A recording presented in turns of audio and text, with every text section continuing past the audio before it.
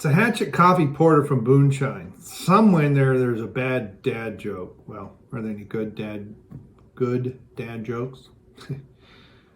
But I'm too old to find it.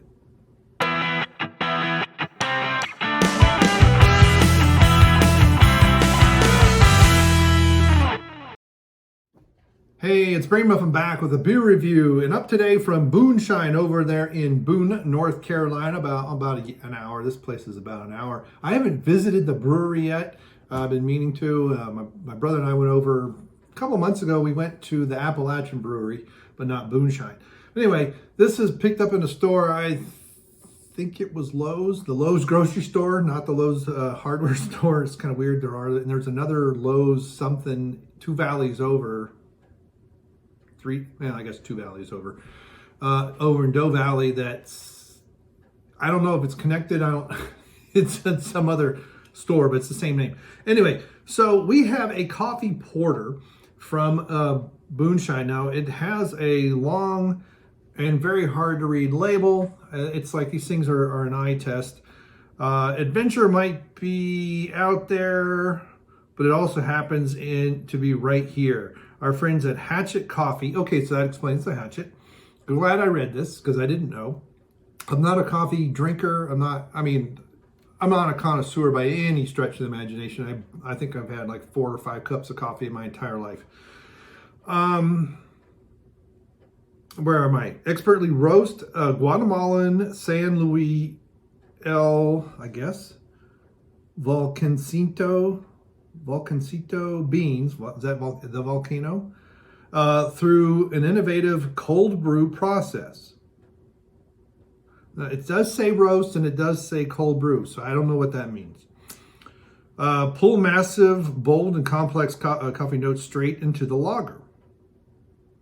Oh, and through. It helps if you read all the words there. And through an innovative cold brew process. I've actually heard of several different cold brew processes, but it'd be interesting to see which one they're using. Some of it's a cold press. Basically, what you're trying to avoid, this is my understanding, I put coffee in a few beers that I made years ago, and I just made a high in alcohol and put them in secondary, and it kind of worked.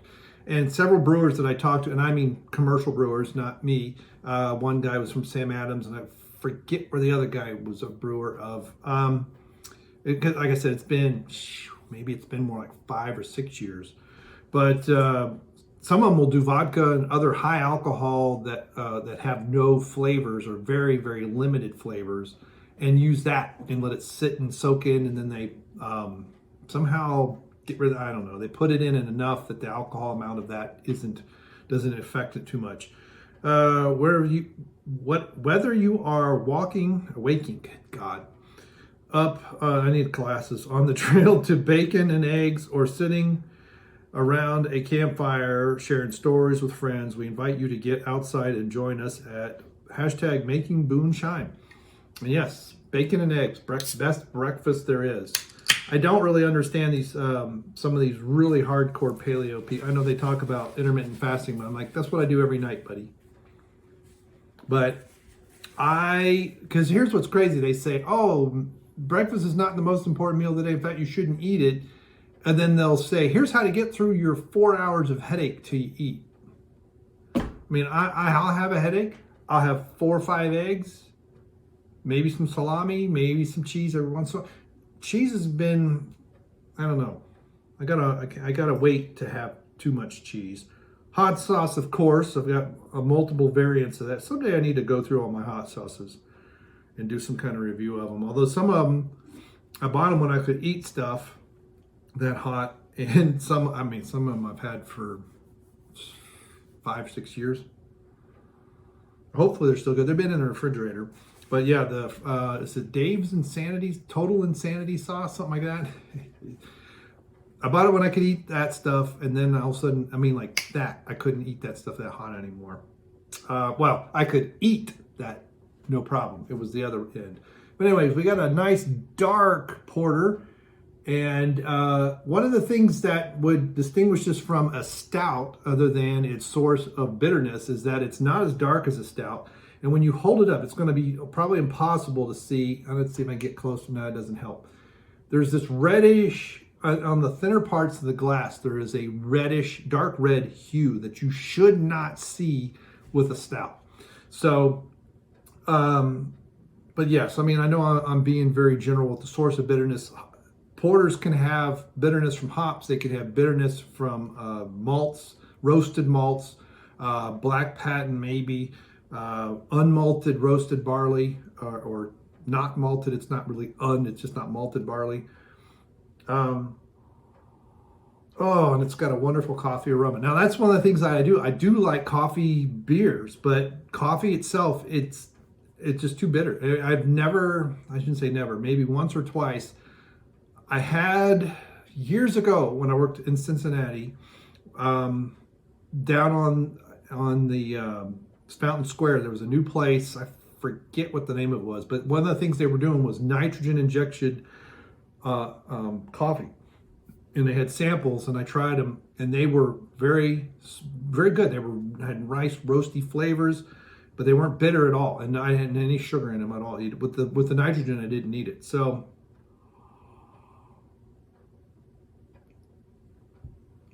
you got nice coffee notes, roasted barley on the nose. There's a hint of something else, and it's one of those things that I'm sure as this warms up, it's going to open up more. There's an interesting lingering bitterness. So part of what I was saying is with the coffee, what you don't want are the tannins. And you can get tannins through heat. You can get tannins through letting it sit too long. You have this problem even with beer recipes themselves, with the barley, especially roasted barley, if you're not careful. And this is why some people will steep their grains separate from their main mash, so that, especially if they want to do a higher level temperatures and things. And so, especially if deep roasted stuff, and I know, and so that way they lessen the chance of getting tannins either from the original mash or when they wash it and they collect the runnings.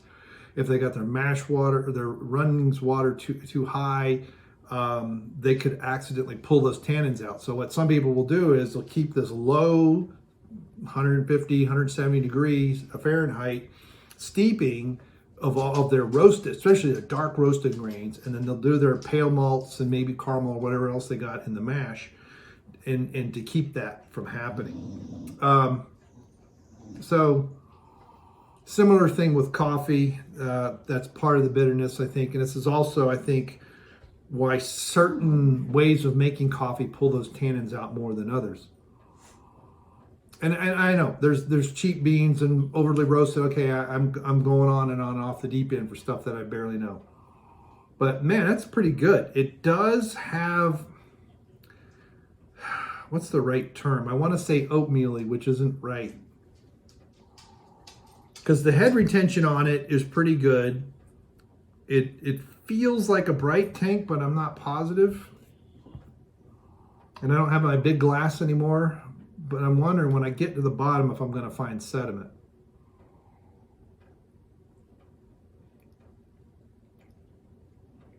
And that's one of the things that flaked oats or oatmeal, especially flaked oats, people will put in a little bit with stouts and porters for head retention and mouthfeel.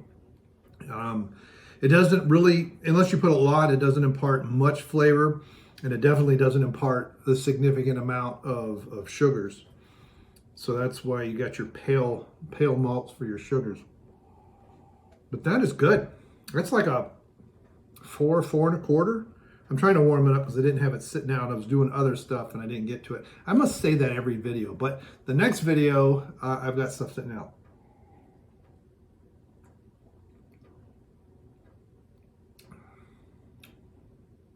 Yeah, and it has there's a lingering bitterness. It kind of arrives late, and then it's kind of just fades off. But that's nice. I mean, that is something you could even eat with your stereotypical outdoor cooking food. I wouldn't necessarily do breakfast with, but you could. It's not a breakfast porter. You could. But no, so I can definitely see sitting around a campfire.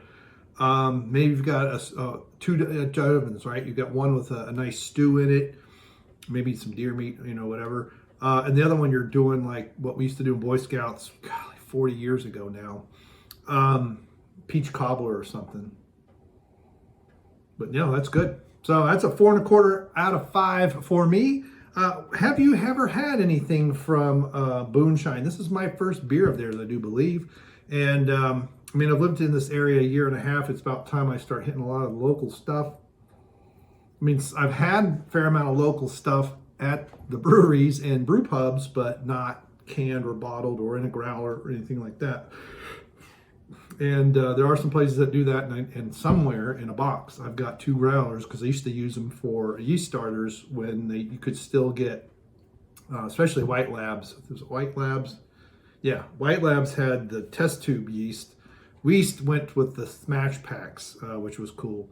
But that's how I used to, night before brewing, get that going. And so by the time I'm pitching my yeast, I've got billions of cells, and it made it much better. I still like White Labs Belgian yeast the best. There's a couple dry yeasts that I tried a few years ago when I was brewing a lot, but the places in Cincinnati stopped carrying the liquid because the liquid will expire. As long as this dry stuff stays dry, it'll keep on the shelf for years. And I can't remember the name of that brand. I want to say Gold Star, but I think it was Red Star. It was okay, but I did multiple Belgian style beers with it, and it was okay, but it was hard to find that flavor. And when I did dark Belgian ales, you couldn't find that. You're supposed to get dark fruit flavors that I had before with the White Labs. So if I get into brewing again, I might have to order it or something. All right, it's a long outro. Thank you so much for staying for this entire long video, Ron. I hope you had a great vacation, and I got to do a road trip to come visit you someday. All right, thank you, and we'll see you. Goodbye.